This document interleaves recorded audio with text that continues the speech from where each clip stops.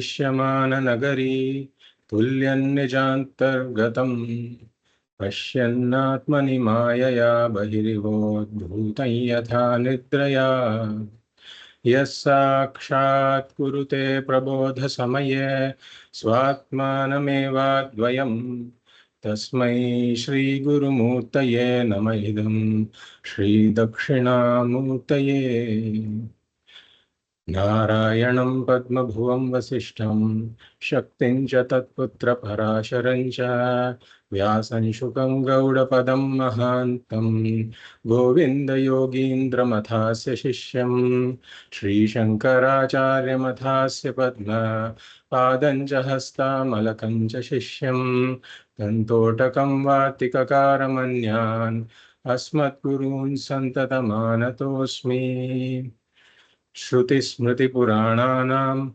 Alayam Karunalayam Namami Bhagavatpadam Shankaram Loka Shankaram Shankaram Shankaracharyam Keshavam Badarayanam Sutra Bhashya Kritau Vande Bhagavantau Punah Punaha Parabrahmanishtham Swato Dharmanishtham Ahimsaikanishtham Swashishye Sujushtam Yatinam Varishtham Gurunam Garishtham Dayanandarupam Madacharya Namah Shri Paramathaya Sansarabhyasanashine Shrotriya Brahmanisthaya Tasmai Brahmavide Namaha Sada Shiva Samarambham Shankaracharya Madhyamam Asmadacharya Paryantam Vande Guru Paramparam Om.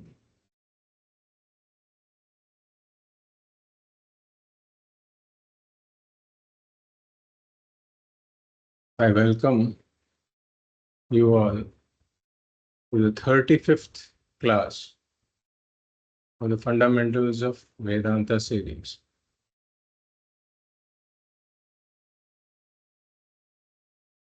So in this class,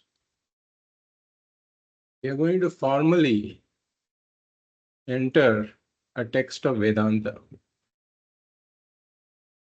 Because as we discussed, Shravanam is consistent and systematic study of Vedantic texts for a length of time under a competent Acharya. Therefore, so far what we have been seeing is a bird's eye view of the different topics in Vedanta to give us a certain background so that we become capable of formally entering Vedantic texts. And there's a lot of things that the Vedantic texts start off assuming that are not explicitly dealt with in the text, or they are dealt with in other texts. Every text doesn't deal with every topic. And so the background that we have gained so far is an essential background, essential Vedantic background that now enables us to enter various Vedantic texts. And the advantage is that we will be doing Shravanam as the tradition has foreseen it. Because the way the tradition foresees it is that we should be studying Vedantic texts. And therefore, when we enter a text, then we go on the tracks given by the text. The topics will come in sequence within the text itself. So now, if we look at the texts that the tradition uses as the source texts of Vedanta, then they are called Prasthanatrayam. Prasthanatrayam. And that refers to the three source texts of Vedanta, which comprise of the Upanishads, the Bhagavad Gītā, and the Brahma Sutras. So the Upanishads are the Moola Pramana. They are the primary source text for this Vedantic knowledge. Because the Upanishads are the Vedanta. Vedanto nama Upanishad pramanam. They appear at the end of the Vedas as we saw. And therefore the Upanishads are called Vedanta. So the Upanishads are the primary source text, the Mula Pramana, from where we gain this knowledge. Now, the Bhagavad Gītā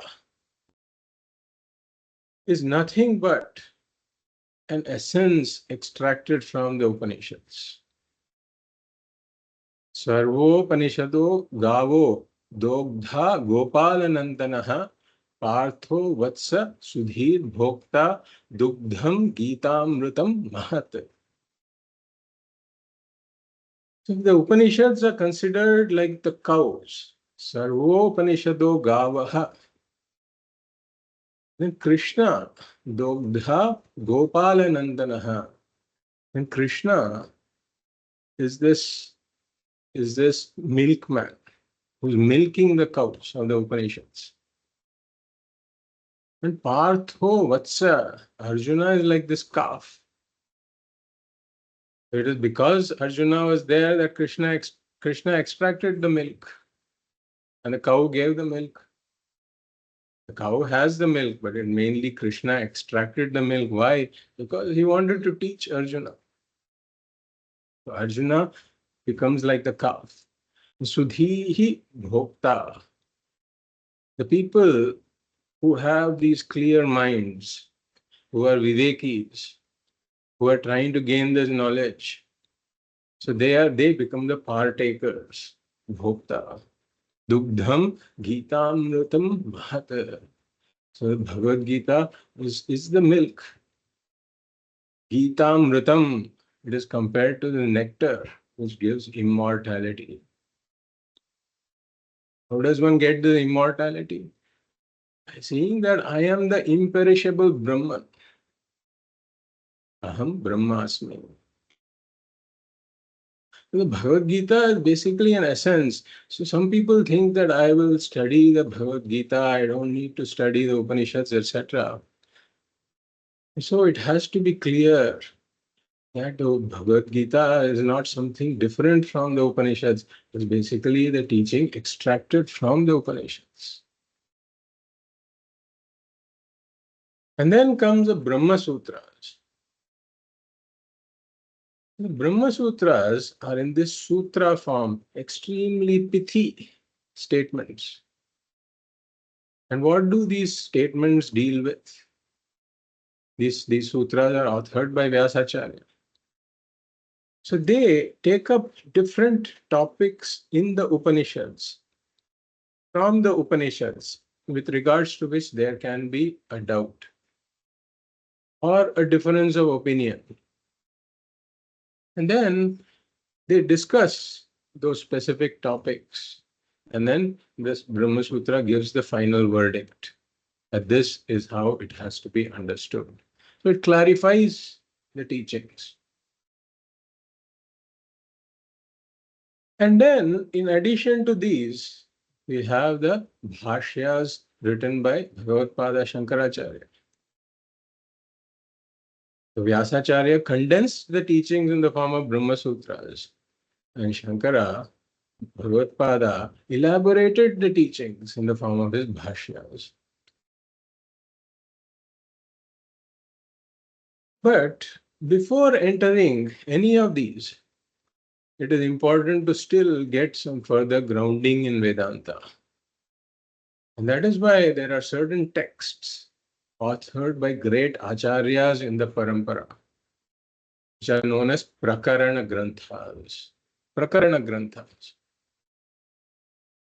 And what the Prakarana Granthas do is that they take certain topics and they develop on it.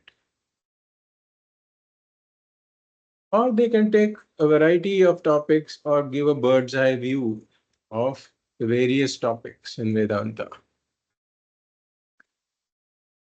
And they are easier to enter because the language is simpler. And the ideas are also presented in some kind of a structured and simplistic manner. Therefore, they're easier to understand for a beginner. Therefore, the general sequence is that one first studies some of these Prakarana Granthas and then enters the Bhagavad Gītā and the Upanishads. So we have chosen a Prakarana Grantha for our study, which is called Tattva Bodha. And Tattva Bodha, this text, we had briefly seen selected portions of it when we were looking at the qualifications for the Adhikari.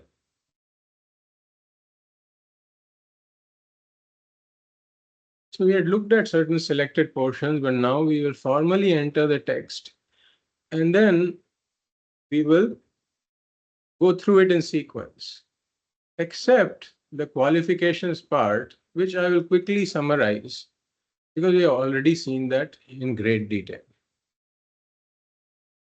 Now, what does this title Tattva Bodha mean?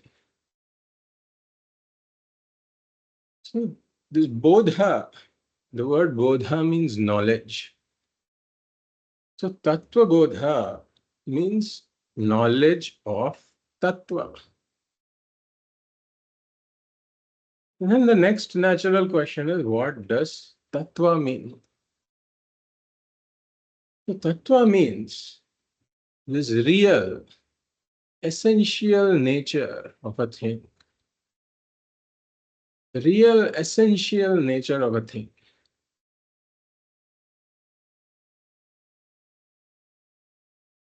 So, why do we have to concern with the real or essential nature of anything?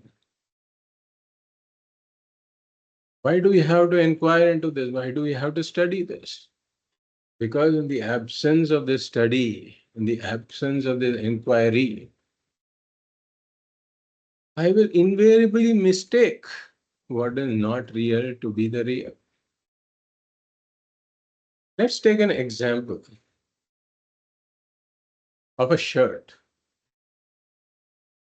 If we look at a shirt, then what do I say? I say the shirt exists. But then if I inquire further into it, I see that what exists is the fabric. Once I see that what exists is the fabric, I have to revise my earlier statement. I can no longer say the shirt exists. I have to say the shirt appears to exist. It is the fabric that exists. But even this is not enough because we inquire into what is this fabric. Fabric is all yarn. It's yarn. So I will have to say the shirt appears to exist. The fabric also appears to exist. What exists is the yarn. But then if I look further into it, then the yarn is made up of cotton fibers. So you will have to say shirt, fabric, yarn all appear to exist. What exists is the cotton fibers. And one can go further into it and say that shirt, yarn, shirt, fabric, yarn, cotton fiber all appear to exist. What exists is the cotton. And there is nothing but the cotton. The shirt is nothing but the cotton. The fabric is nothing but the cotton.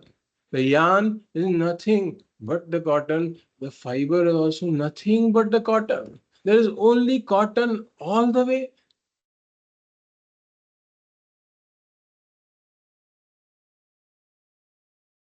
So, this is the question about what is it that essentially exists. And it doesn't end with cotton. We can continue that. So what is it that essentially exists? If I don't know this, then I will mistake the incidental things to be essential. The shirt is an incidental form of cotton, name of an incidental form of cotton. The yarn is the name of an incidental form of cotton. The fabric is an incidental name of cotton. The yarn is an incidental name for a form of cotton. The fiber is an incidental form of cotton. So unless I know what is essentially existent, I will invariably mistake the incidental to be the essential.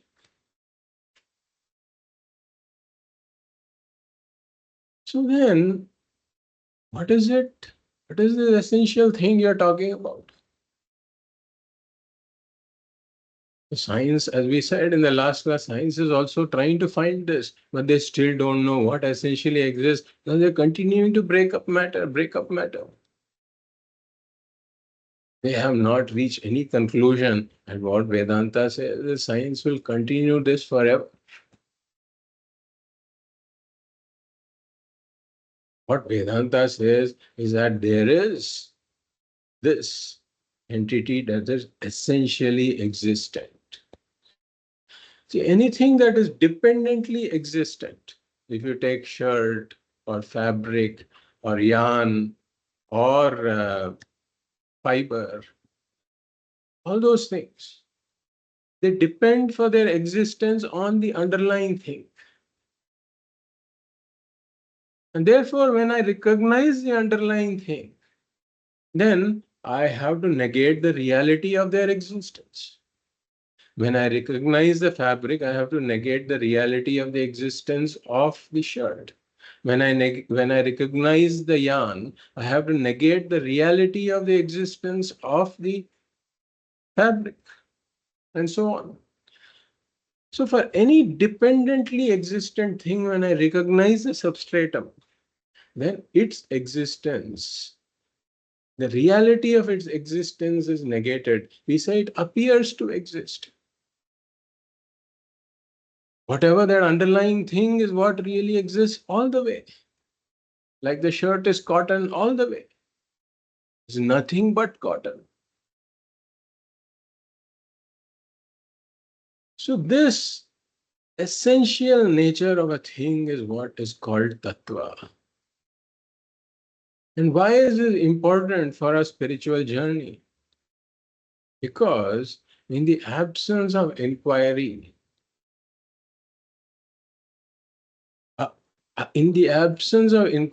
into who I am, who Ishvara is, and what the Jagat is, in the absence of inquiry, I have concluded the incidental things to be the real things. I have made a mistake in all of these areas. Therefore, this Tattva Bodha is a knowledge of what is essentially the nature of the Jiva, the individual, the Jagat, and of Ishvara. And why is this knowledge important? Well, that is what we have seen in the whole Fundamentals of Vedanta series up to this point. That all of my struggles, all of my samsara, this never-ending struggle for fulfillment, the root cause of it is ajnanam. Ajnanam of who I am, who Ishvara is, and what this Jagat is. And because of this ajnanam, I have made mistakes. I have concluded the incidental things to be the essential. And therefore, I have to correct my mistake by really gaining this knowledge of what the tattva is. What is the essential nature of Jiva, Jagat, and Ishvara? So that is what this text enables us to do. That is what this text has to give us. So regarding the authorship of Tattva Bodha, it is generally considered to be authored by Bhagavad Gītā Shankaracharya. But there is some difference of opinion about it. And we don't bother ourselves much with the authorship. Because what we say, that irrespective of this authorship, this text is authentic in terms of its content, in terms of presenting the ideas from the Upanishads. And therefore, it is still worth studying, independent of who the author is.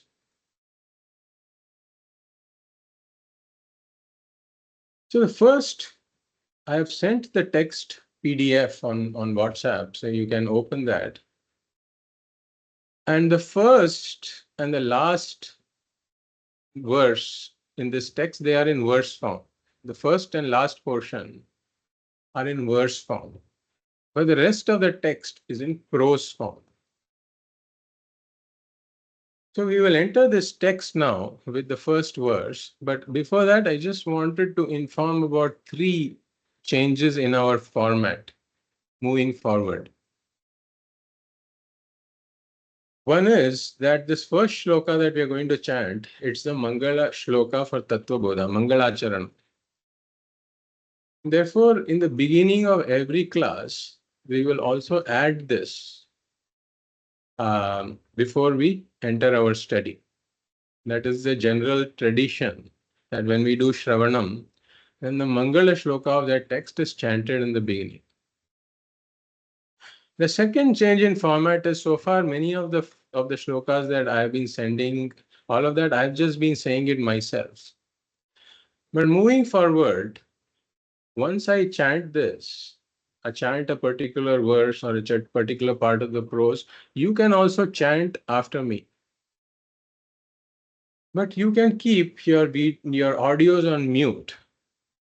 And Sharada ji has agreed to keep herself unmuted for this duration, so that she can chant after me.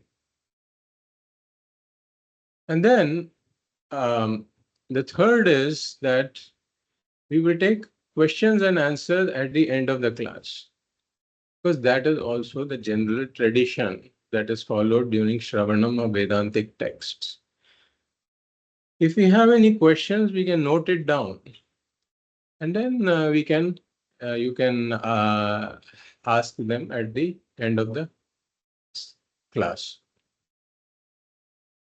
So we'll start with the first shloka. And I will chant it quarter by quarter. And once I chant the quarter, Shadaji, you can chant after that. And everybody else, you can also chant along with Shadaji.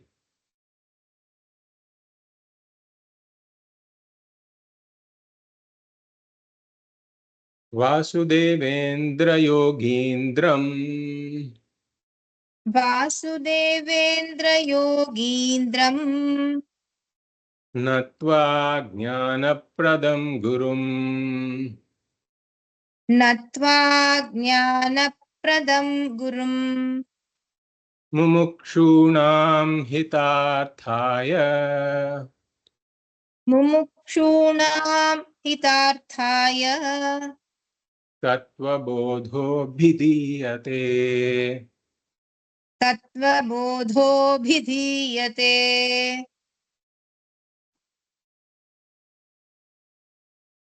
So this is the Mangala Shloka of Tattva Bodha. So what is the author saying here? First of all, why is this Mangala Shloka there? In any Vedantic text, the Mangala Shloka is done by the author for the sake of successful completion of the text. Because we can always embark on an initiative, but there are many hidden variables that can create obstacles. And therefore, for the sake of removal of these obstacles, the author is adding this prayer, this Mangala Shloka. What is the author saying here? Jnana Pradam Vasudevendra Yogindram Gurum Natva. So he's doing namaskara. Namaskara to whom?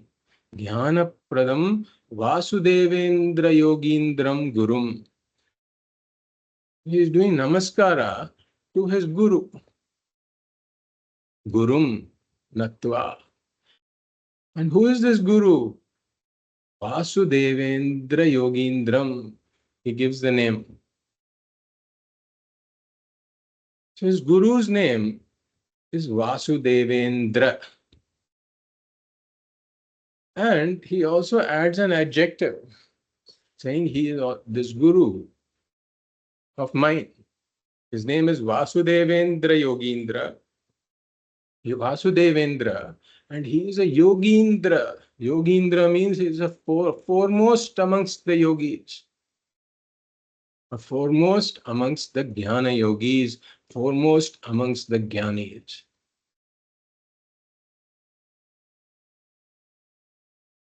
So he's doing namaskara to Vasudevendra Yogindra.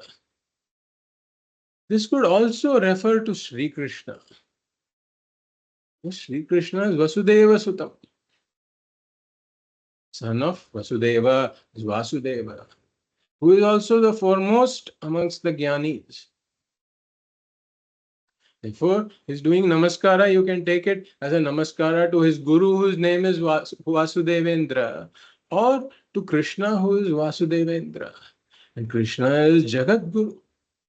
Vasudeva Sutam Devam Kamsa Chanura Martanam Devaki Paramanandam Krishnam Vande Jagat Guru.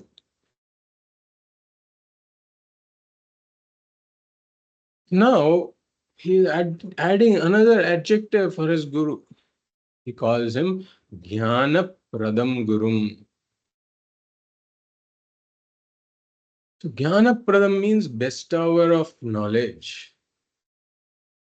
One who gives this knowledge. The word the, when it's suffixed, it means giver of that thing. Daha means a giver. Pradaha means one who gives very well. One who gives something really important and something is very well given, handed down very well. So what is this? Is this guru giving jnana pradam? He is a giver of this knowledge. What is this knowledge? This is the Atma Jnanam, Atma Vidya or Brahma Vidya. What is the speciality about this knowledge? See, if we look at any other kind of knowledge in the world that we get, it is subject to two things. It is subject to negation or it is subject to improvement.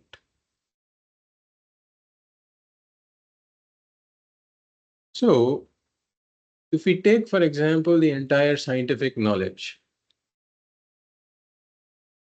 then at some point people studied the Newton's laws of motion. And finally, what happened? That was negated and improved upon by Einstein using the theory of relativity.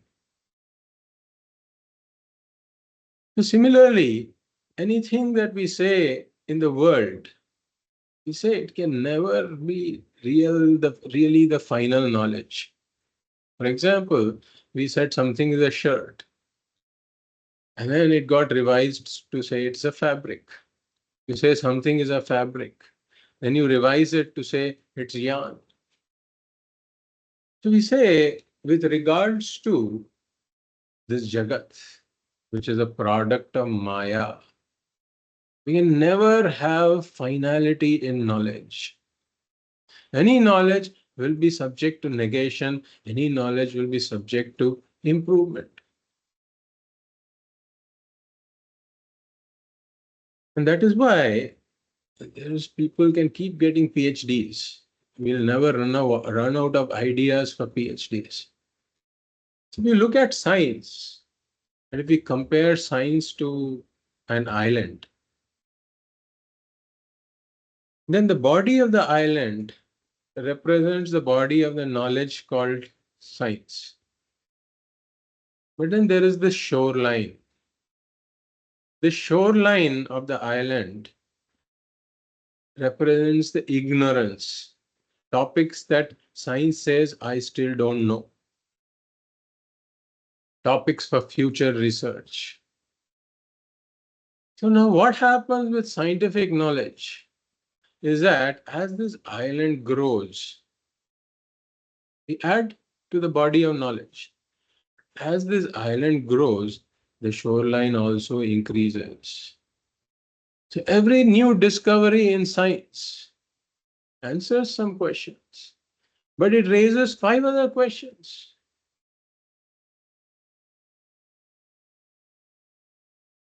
This is the nature of all this materialistic knowledge.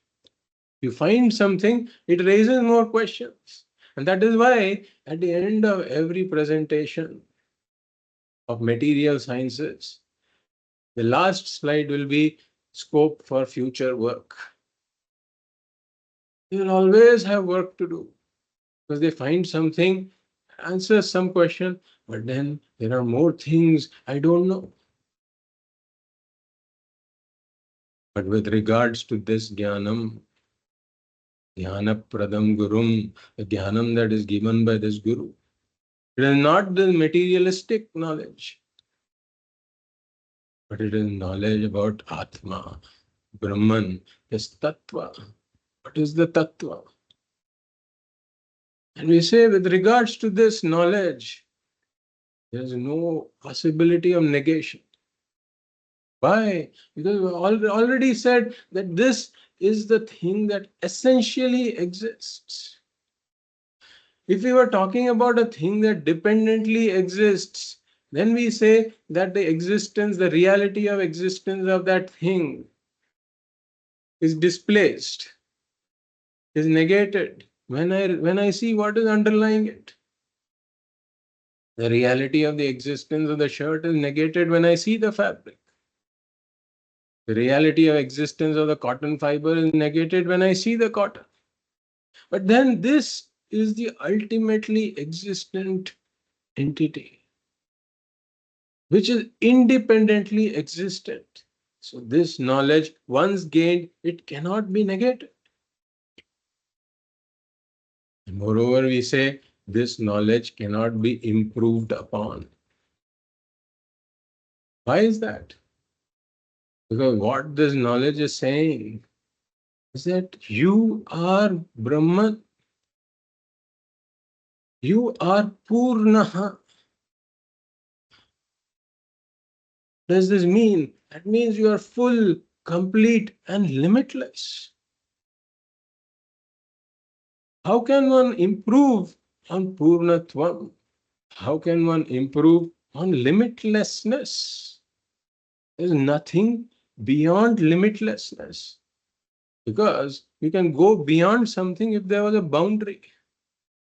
When there is no boundary at all, then what are you going to go beyond? For this is a precious knowledge that can neither be negated nor be improved upon. And then what is the benefit? This is the key to my liberation from samsara, from my endless struggles in life. All of those struggles are there because I'm taking myself to be limited, to be apurna. This knowledge frees me from all those limitations. I see myself as Purna. Therefore, this is called Paravidya. The rest of all the other knowledge, the Aparavidya, is the lower knowledge. It is also needed. It is needed for Vyavahara. But that knowledge can never free me from this clutch, from the grip of samsara. Only this knowledge, this Paravidya, that liberates me from samsara.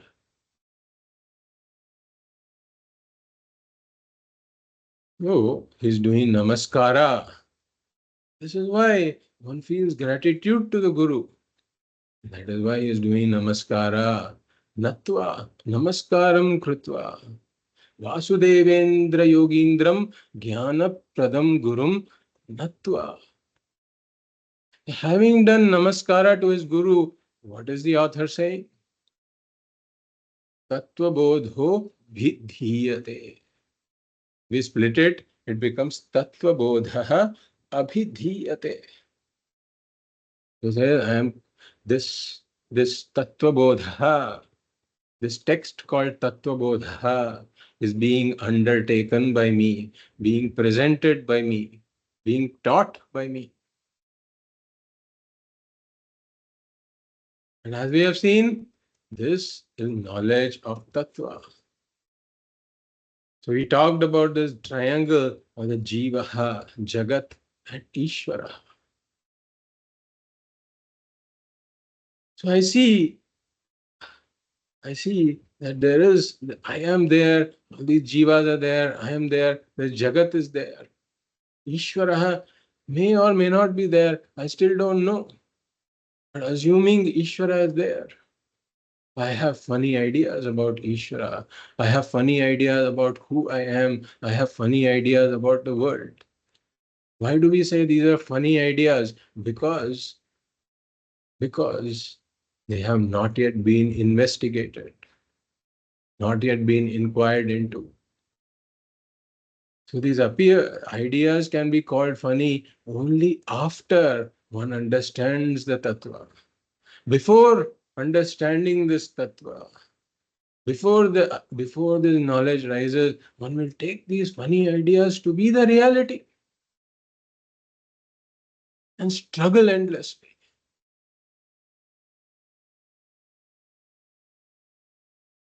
Vedanta says there is one truth that underlies all of these: Jiva, Jagat, and Ishvara.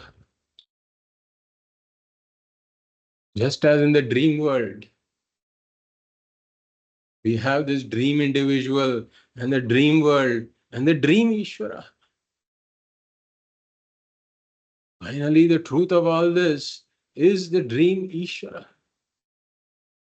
Because the Jiva is one with Ishvara, the Jagat is also one with Ishvara. There is a oneness in this triangle. The dream Ishvara has nothing but the waker. When one understands the oneness with the Ishvara, the dream Ishvara, then one wakes up from this dream world. One knows that the dream world is also unreal. Until then, the struggle in the dream will continue. Similarly, there is one underlying reality. There is a oneness between this Jiva and this Ishvara. When one sees the oneness, at the same time, one will also see that this Jagat doesn't have the reality that I thought that it had. And therefore, this is the Tattva. Tattva Bodha. So he says, I am under this Tattva Bodha is undertaken by me, presented by me. This Tattva Bodha is the knowledge of this Tattva. There are, you can also take it to be synonymous with Brahma Bodha, for example. Brahman is the reality, knowledge of this reality. So Tattva Bodha, Atma Bodha, Brahma Bodha, all of those can be taken to be synonymous. Then for what purpose is the author presenting this text. Mumukshunam hitarthaya. For the benefit of the mumukshus. So if you see here, the text doesn't bother into defining who this mumukshu is, etc. Of course, later it defines mumukshutvam as a quality. But this text doesn't talk about how this mumukshu became a mumukshu. Who is this mumukshu? The seeker of moksha. How did this person become a seeker of moksha? The text doesn't get into all that at all. And that is why this entire background that we have given, step by step, of how this person becomes a mumukshu, all that becomes important. And when this person, as we had said, struggles to gain purnatvam in the domain of artha, kama and dharma, when he sees that all of my accomplishments are limited, and they just lead me from apurnatvam to apurnatvam. When this person sees the three doshas, dukkha mishritatvam, atriptikaratvam, and bandhakatvam associated with all the worldly accomplishments, that is when he begins to question, is there something else through which I can gain this purnatvam? I can free myself of this apurnatvam.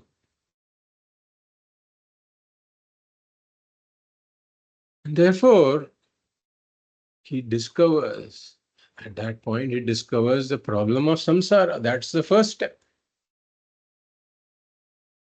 And then one begins to inquire, and one may come across some guru. And the guru has to bring this mumukshu to the seeker of moksha, to become a seeker of knowledge by diagnosing the cause of a problem as being ajnanam. That the ajnanam of your own purnaha nature, of your own nature as being purnatvam, is the cause of your samsara. And when ajnanam is the cause, then jnanam alone can be the solution. Then mumukshu has to become a jigyasuhu. Then mumukshu has to get converted into a jigyasuhu by understanding that moksha eka sadhana sadhyam. And moksha can be accomplished only by one means, which is jnanam. Much like the 10th man's struggle can never end until the 10th man finds that he himself is the 10th man that he is seeking. The 10th man's seeking for the 10th man can only end with knowledge. Similarly, this Jiva seeking for moksha, seeking for purnatvam, can only end with knowledge that I am purna.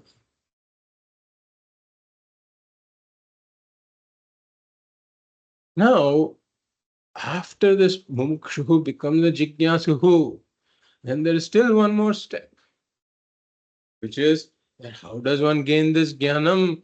The jigyasuhu has to come to the pramana by understanding that jnanam is also eka sadhana sadhyam, and the means to the jnanam is a pramana.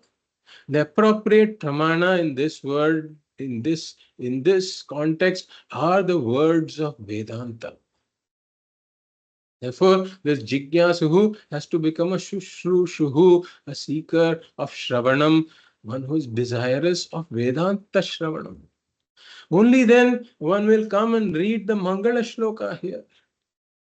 Only then one will come to Tattva Bodha. Otherwise, there are various mumukshus who have not come to this point, who are still struggling. Like a blindfolded person in a forest, or a blind man in a forest, who's struggling, groping here and there, trying to somehow gain this purnatvam.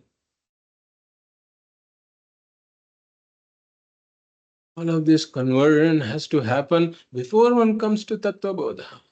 And therefore, when the author says mumukshunam hitarthaya, implicit in this is the jignasunam, the shushrushnam hitarthaya.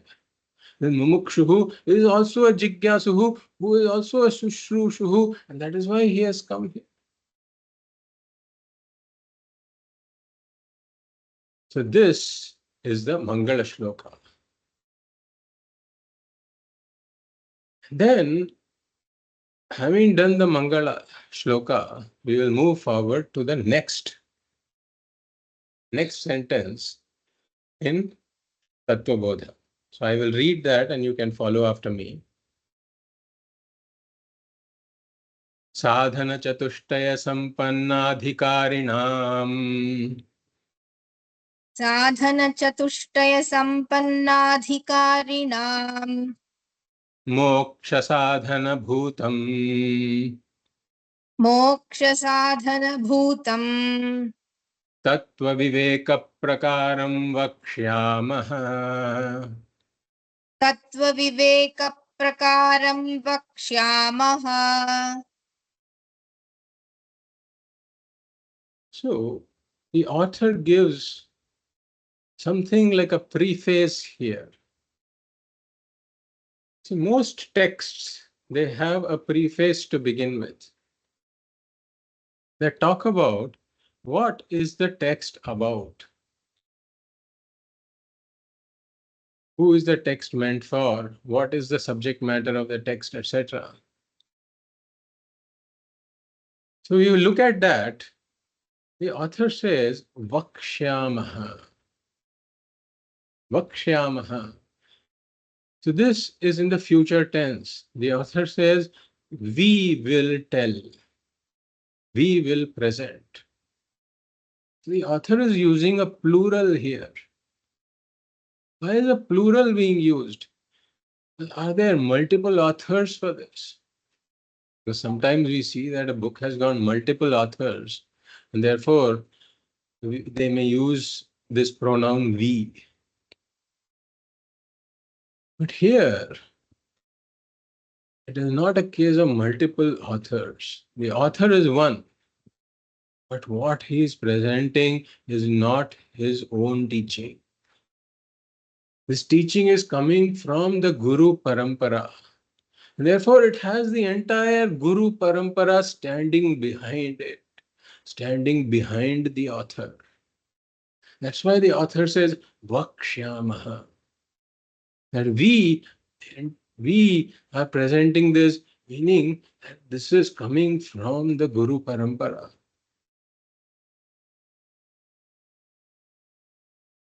And then what are we going to present?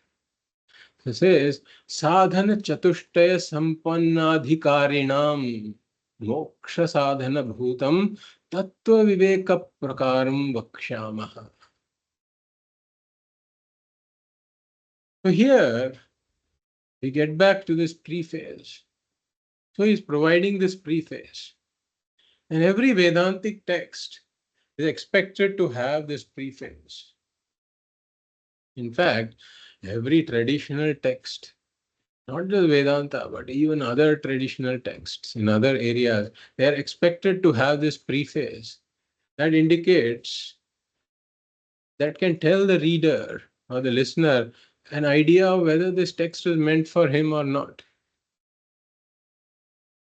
And when the value of this text is recognized, then only one proceeds with the study. So this is the topic of Anubandha Chatushtayam that we had studied in our very second class, the first and second classes. So the Anubandha Chatushtayam is meant to be given at the beginning of every text. So what does this comprise of, this Anubandha Chatushtayam? It comprises of four factors: the adhikari, the prayojanam, the vishaya, and the sambandha. Who is the adhikari for this? Who is the right candidate for this text? What is the prayojanam? What is the benefit to be gained? What is the vishaya? What is the subject matter? And what is the sambandha? The relationship between the vishaya and the subject matter. How is the study of the vishaya going to lead to the prayojana?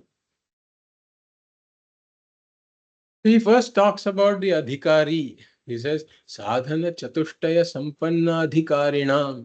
See, earlier he had said mumukshu.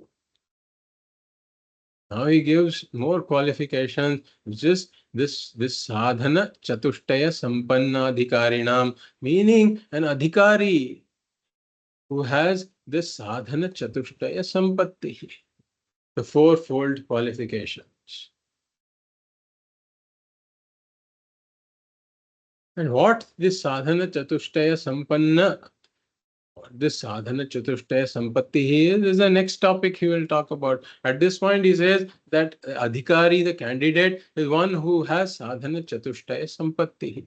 Then he becomes sadhana chatushtaya sampanna for such adhikaris.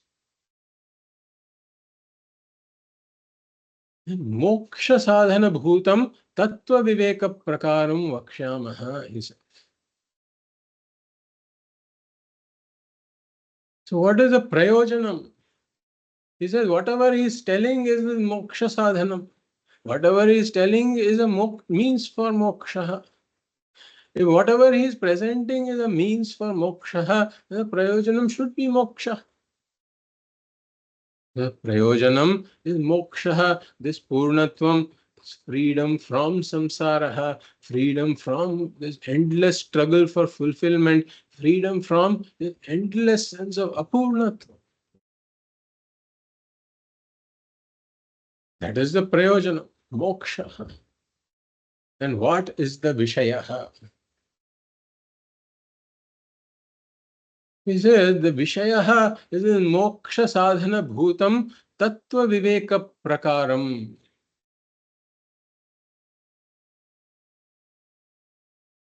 So, this moksha sadhanam is this jnanam only. This is a subject matter. This is moksha sadhana means jnana bhutam, moksha sadhana bhutam tattva viveka prakaram. And moksha sadhanam is this jnanam, inquiry that leads to the jnanam. That is the moksha sadhana, the viveka.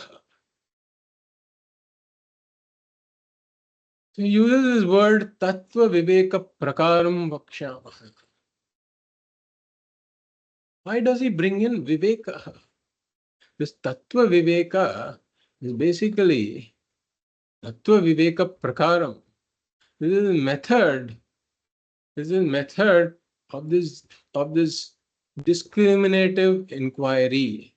This method that leads to this discriminative knowledge, and that involves a certain discriminative inquiry of this tattva, what this tattva is.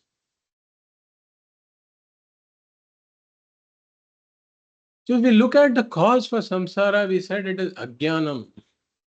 And this ajnanam, this not understanding the reality, leads to adhyasa, as we had said earlier.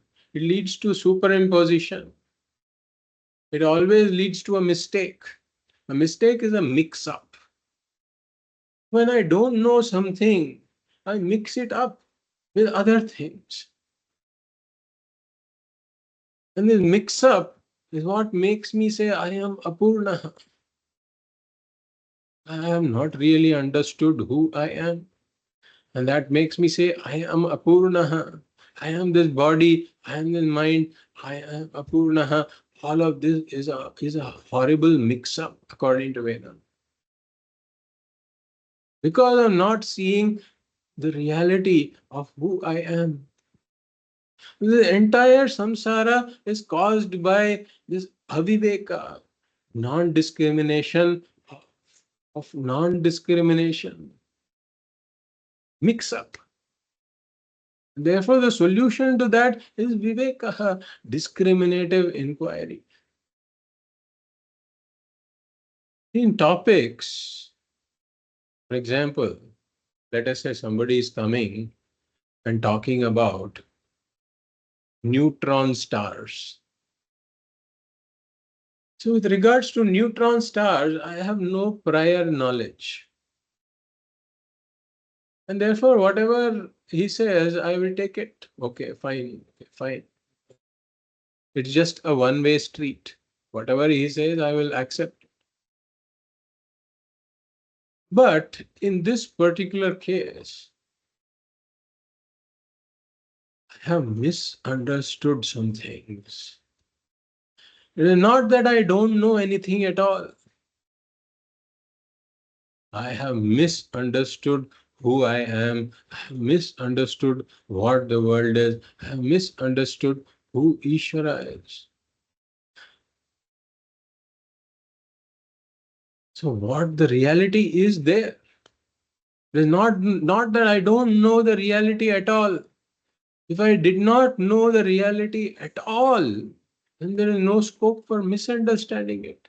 A thing can be misunderstood only if there is some prior knowledge of it. When the rope is not known at all, there can never be a mistake of a snake. If I am walking in pitch darkness, I can never mistake the rope for a snake. So, in total ignorance, there can never be a mistake. So, this case is not of total ignorance. I may be totally ignorant of the neutron stars. In that case, a discriminative inquiry is not required. In this case, I am not totally ignorant of myself. I know that I am. The problem is, I have made a mistake because of not knowing really who I am. I have made a mistake about myself. I have misunderstood myself. And therefore, a discriminative inquiry is required. This Tattva Viveka is required.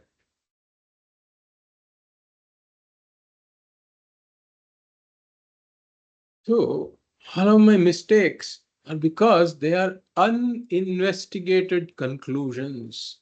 Because of not knowing the reality of something, I have uninvestigated conclusions about those entities. For example, let us say there is a crystal. Crystal is basically a colorless, transparent kind of material. And now if I place a red flower next to the crystal, then the crystal also gets this redness of the flower. Now a child who does not know that the crystal is colorless in reality, when a child sees this, he mixes up the two things. He will say the crystal is red. Look at the red crystal, he will say.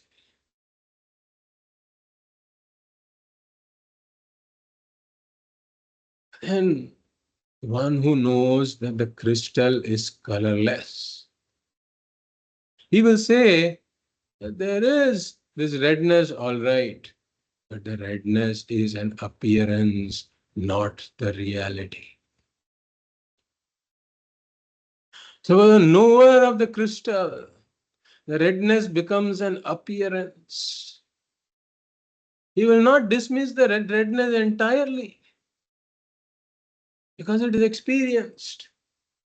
But what is experienced is not the reality he knows because he knows the tattva.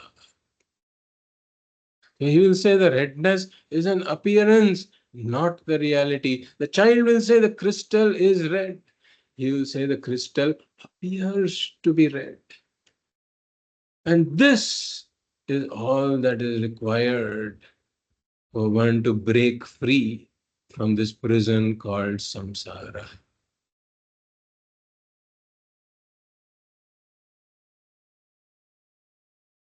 Correcting my wrong conclusions. Vedanta is not about a new experience.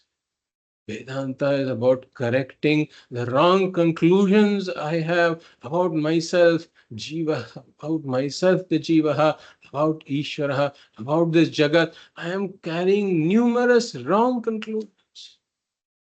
So it is revising those wrong conclusions in the light of knowledge. Seeing that those wrong conclusions are wrong, they are just appearances, they are not the reality. This is why Tattva Viveka is required in order to correct my wrong conclusions, in order to inquire my wrong conclusions with Vedanta, with the words of Vedanta as a pramana that point me to what the reality is.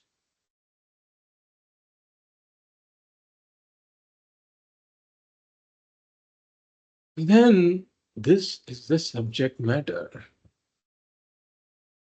Deliberation on this tattva, deliberation on Jiva, Jagat and Ishvara, deliberation on Atma, Paramatma, Brahman. This is the subject matter. This discriminative inquiry into all of this and understanding what the reality is. And then we come to the Sambandha. What is the relationship between this Vishaya and the Prayojana?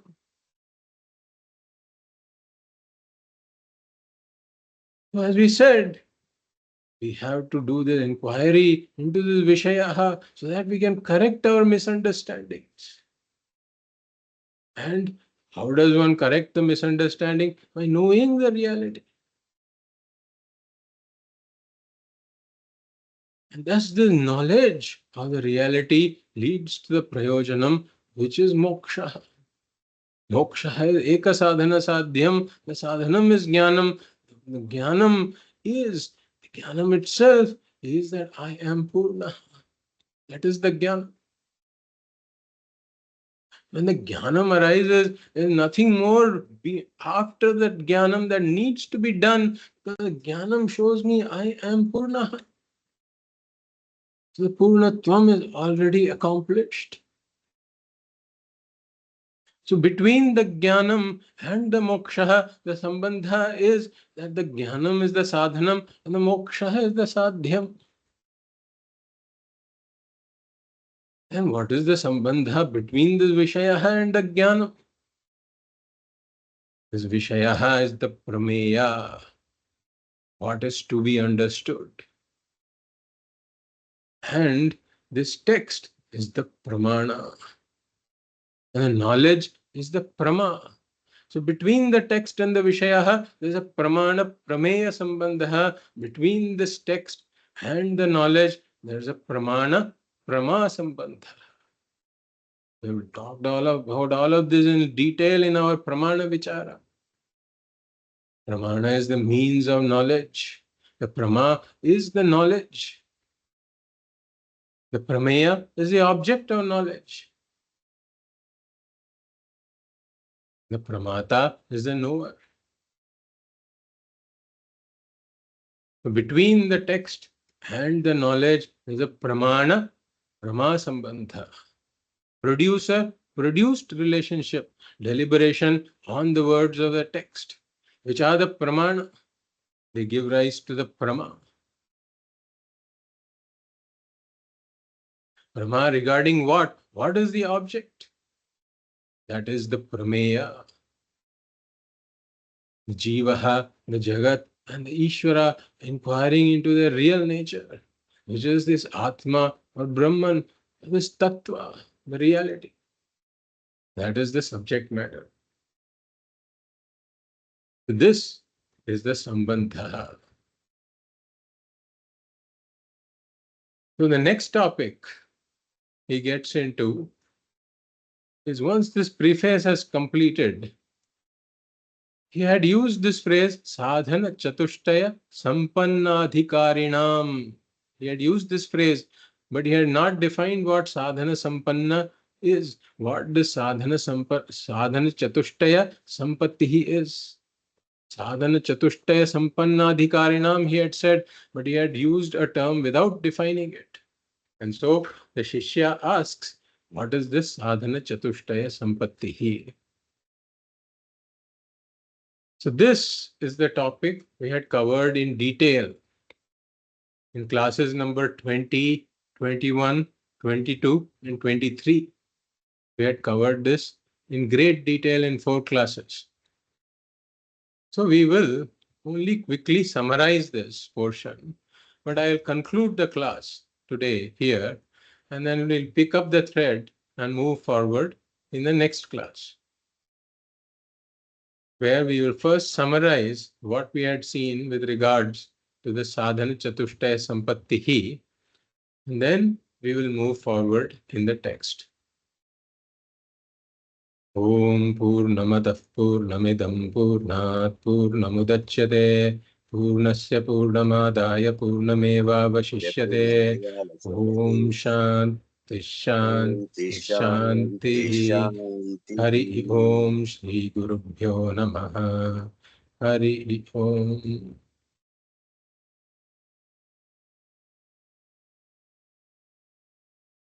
So, any comments? Yes, Vishwanathan. Yeah. On today's topic, a few questions I have, which I Sure. thought I will get clarified. Yes. Can we say, based on today's topic on the Tattva Bodha sloka, can we say the Jagat is a reflection of the God in the form of a unreal thing called Maya, which we are seeing on day-to-day basis, like crystal appears to be red? Can we say like that? Maya and Mithya, is it going to be same? Yes, we will discuss all of this in detail. We will come to the topic of Mithya. In fact, Tattva Bodha itself will discuss Mithya also. Satyam, Mithya, Maya, all of those topics will come. So at this point, if I use those terms before we get into those formally and really build the base for that, it may not do justice to it.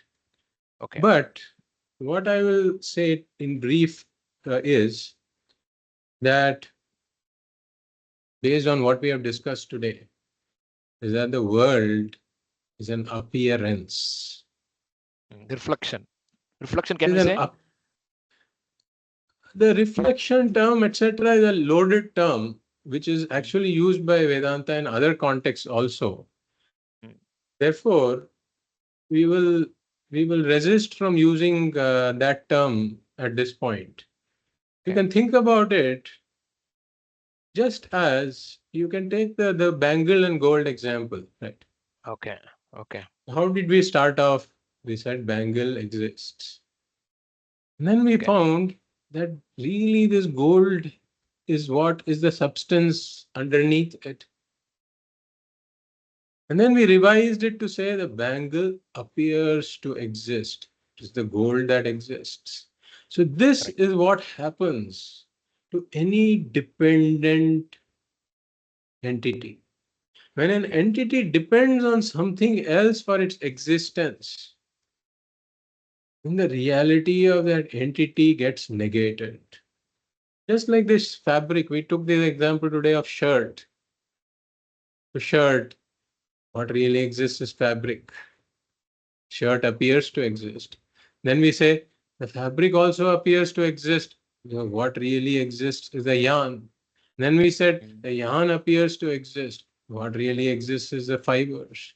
Then we said fiber also appears to exist. What really exists is the cotton. It is a cotton all the way. There is nothing other than cotton. Similarly, when we inquire into the world, we will have to revise our statement and say the world appears to exist. Now, what is it that really exists? Satya. Like we saw in the last class, the Satya, Brahman, Brahma Satyam, Jagan Mithya. We saw this in the last class. So what really exists is this Brahman. The world is an appearance in Brahman. That is the most accurate way to put it based on the what we have seen so far.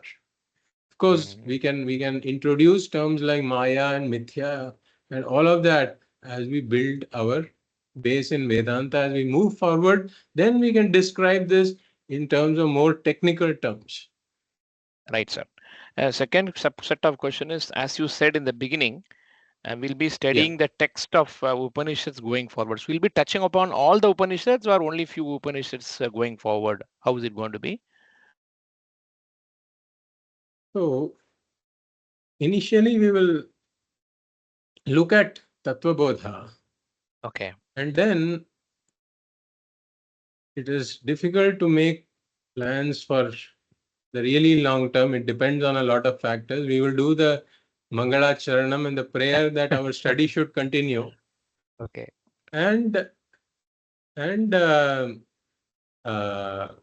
we can, based on how things evolve, based on the interest level of people, then we can take it forward. The general pattern is that we initially cover some Prakarana Granthas. That is the general, it goes in a stepwise fashion, right? Okay. If you want to jump from the first step to the fifth step, it is very difficult to do it in one step. But if you go step by step, then that becomes easier. So there are other Prakarana Granthas, like Bhaja Govindam, Drigdrishya Viveka, Sadhana Panchakam. So some of those things are covered. And then one moves into the Upanishads, Bhagavad Gītā, etc. Okay. So we will go one step at a time and see where we go. Right, sir. And last question.